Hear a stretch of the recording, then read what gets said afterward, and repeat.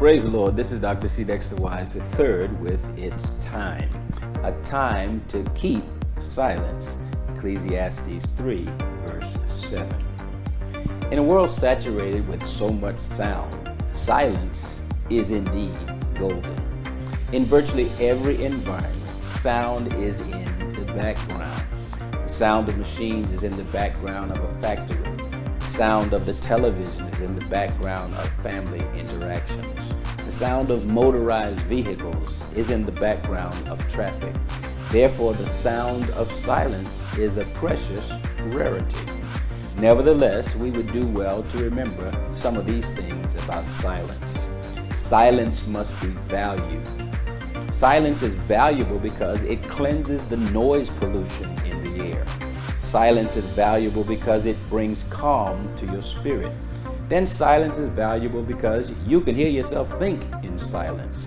And furthermore, silence is valuable because you can hear God speak in silence. Silence must be created.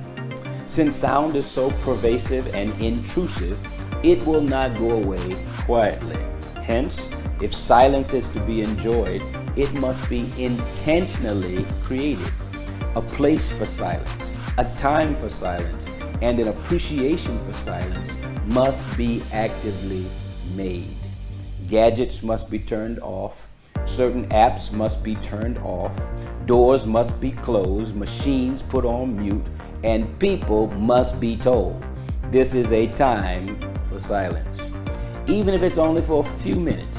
Just as there are smoke-free spaces, we all need to create noise-free spaces in our day on a regular basis. Silence must be kept. In the first place, this passage is suggesting that silence must be kept in the sense of not speaking.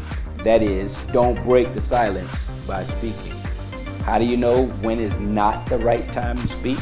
How do you know when to be silent? When you have nothing to add, be silent. When you don't know what you're talking about, be silent. When what you're about to say is going to make things worse instead of better, be silent.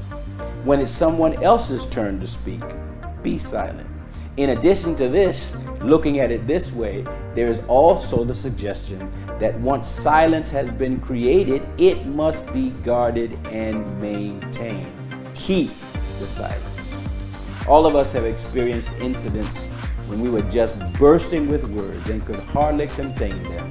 This passage reminds us that in such times, and especially in such times, silence may be the best policy.